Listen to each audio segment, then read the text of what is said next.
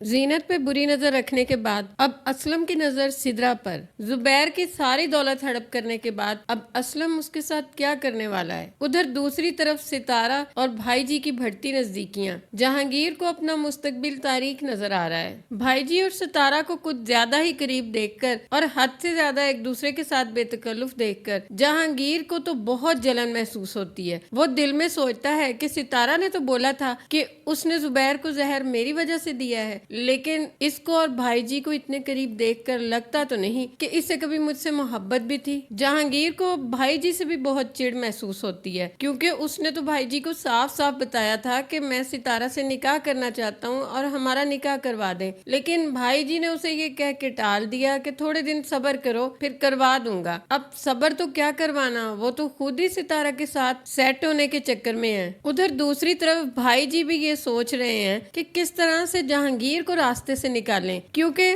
اتنی خوبصورت عورت ان کی زندگی میں آج تک نہیں آئی اور یہ تو خود ایک پکے ہوئے پھل کی طرح ان کی جھولی میں گر چکی ہے۔ دوسری طرف جہانگیر سوچ رہا ہوتا ہے کہ وہ خود ہی ستارہ کو سمجھائے کہ وہ بھائی جی سے دور رہے۔ جہانگیر موقع دیکھ کر ستارہ کو اپنے پاس بلواتا ہے اور اسے کہتا ہے کہ بھائی جی سے جتنا ہو سکے نا دور رہو، تم نہیں جانتی وہ بہت خطرناک انسان ہے۔ ستارہ اسے کہتی ہے کہ اچھا بھائی جی خطرناک ہو گئے، تم تو ہر بات پہ کہتے تھے کہ بھائی جی کے پاس ہی پناہ لینی ہے، بھائی جی ہی نکاح کروائیں گے، بھائی جی ہی کاروبار کروائیں گے، اور آج بھائی جی خطرناک ہو گئے۔ ستارہ اس کو کہتی ہے کہ وہ تو اتنے اچھے ہیں، کتنا خیال رکھتے ہیں ہمارے، کتنے مزے مزے کے کھانے کھلواتے ہیں ہمیں۔ جہانگیر اس کو کہتا ہے کہ میں تمہیں آخری دفعہ سمجھا رہا ہوں کہ بھائی جی سے دور رہو ورنہ وہ تمہیں کہیں کا نہیں چھوڑیں گے۔ ستارہ جہانگیر کو کہتی ہے کہ جہانگیر میں بھی تمہیں یہی سمجھانا چاہتی ہوں کہ بھائی جی کے پاس رہنا، ان کے قریب رہنا ہمارے فائدے میں ہے۔ تم 5-6 مہینوں سے منہ چھپائے بیٹھے ہو، میں تو تمہیں یہ مشورہ دوں گی کہ بھائی جی کے ساتھ کہیں آیا جایا کرو تاکہ تم بھی لوگوں کے ساتھ ملو، تمہاری کسی سے واقفیت ہو اور کل کو تم کاروبار کر سکو۔ یہ باتیں کرنے کے دوران ہی ستارہ کو ان بیگوں کا خیال آ جاتا ہے جو وہ چرا کے آئے تھے۔ وہ جہانگیر کو کہتی ہے کہ جہانگیر آخر اس سامان کو اتنا چھپا کے رکھنے کا کیا فائدہ؟ اگر ان بیگوں میں موجود دولت ہمارے کسی کام کی نہیں تو پھر کیا فائدہ اس کا؟ دیکھو جہانگیر، نہ تو تم نے وہ جیولری مجھے پہننے دی اور نہ ہی وہ پیسے خرچ کرنے دیے۔ میری بات غور سے سن لو، میرے ساتھ کوئی 2 نمبری نہیں چلے گی۔ یاد رکھنا کہ ان بیگوں میں جو بھی ہے ہم دونوں کے درمیان آدھا آدھا بٹے گا۔ ستارہ کی باتوں سے جہانگیر کو سمجھ آ جاتی ہے کہ یہ جو ستارہ ابھی تک مجھ سے تھوڑی بہت بات چیت کرتی ہے تو اس کی وجہ وہ بیگ ہی ہیں۔ جس دن میں نے ستارہ کو اس کا حصہ دے دیا، یہ تو بھائی جی سے کہہ کے مجھے یہاں سے نکال باہر کرے گی۔ دوسری طرف جہانگیر کو یہ بھی ڈر پڑ جاتا ہے کہ ستارہ کہیں ان بیگوں کا ذکر بھائی جی سے نہ کر دے اور وہ تو بہت ناراض ہوں گے کہ اتنا زیادہ روپیہ گھر میں رکھا ہوا اور مجھے بتایا تک نہیں، اور اس طرح تو میرے ہاتھ کچھ بھی نہیں آئے گا۔ بہرحال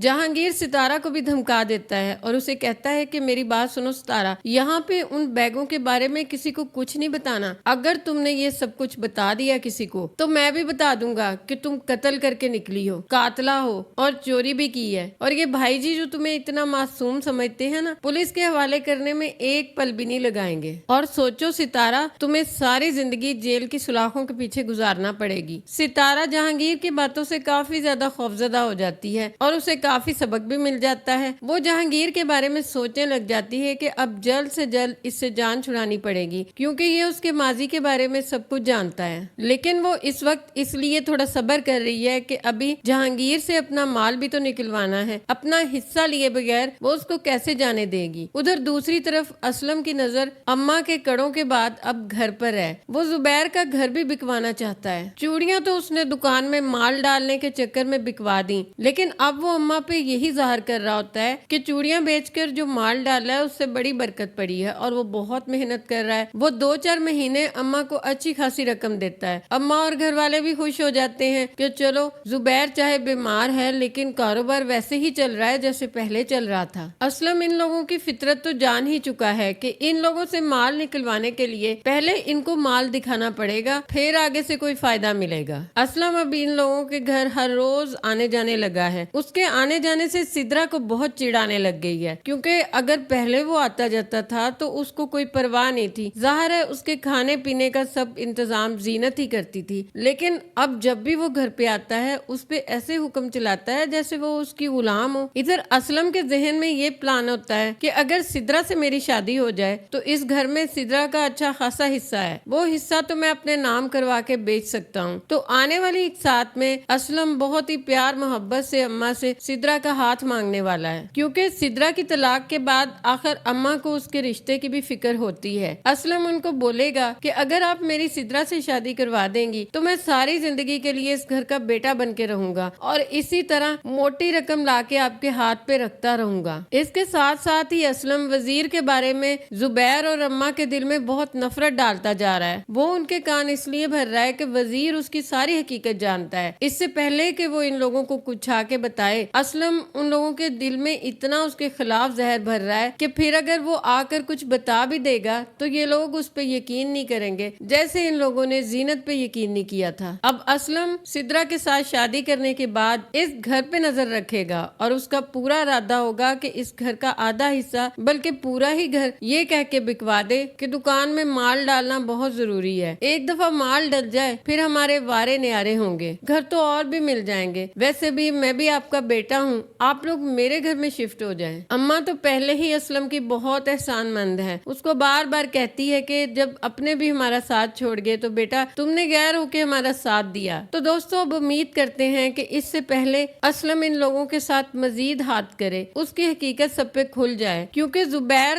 دن رات اب زینت کو ڈھونڈتا پھر رہا ہے، کیونکہ پچھتاوا اس کو اندر ہی اندر کھا رہا ہے۔ ہو سکتا ہے کہ اس دوران وہ زینت کو ڈھونڈ لے اور زینت اسلم کے بارے میں سب کچھ زبیر کو بتا دے اور وہ زبیر کی آنکھیں کھول دے کہ آپ کے ساتھ آج تک جو کچھ برا ہوا ہے وہ اس اسلم کی وجہ سے ہوا ہے، اور پھر اسلم نے جو زینت کے ساتھ کیا وہ سب جاننے کے بعد زبیر کی آنکھیں کھل جائیں گی کہ اسلم تو آستین کا سانپ نکلا۔ ادھر دوسری طرف زینت کا کام دن بدن ترقی کر رہا ہوتا ہے۔ زینت کو ایک بہت بڑی فوڈ کمپنی کی طرف سے آرڈر ملتا ہے۔ زینت ان سے میٹنگ کے لیے جاتی ہے اور ان لوگوں کو یقین دلواتی ہے کہ ہم لوگ سب خالص مسالہ جات اور صاف صفائی کا بہت خیال رکھتے ہیں اور کوالٹی کا ہمیشہ خیال رکھتے ہیں، اور انہیں بتاتی ہے کہ ہم سستے مسالے اور آئل وغیرہ یوز نہیں کرتے کیونکہ لوگوں کی صحت ہمارے لیے زیادہ اہم ہے۔ دوسری طرف نیلم پنکی کا اتنا زیادہ خیال رکھ رہی ہے، بہت جلد نیلم کے خیال کی وجہ سے پنکی اپنے پیروں پہ کھڑا ہونے والی ہے اور ملک صاحب اس کے بہت احسان مند ہیں۔ تو ملک صاحب جب اپنی بیٹی کو پیروں پہ چلتا دیکھیں گے تو ہو سکتا ہے نیلم کو کوئی سینٹر وغیرہ کھول دیں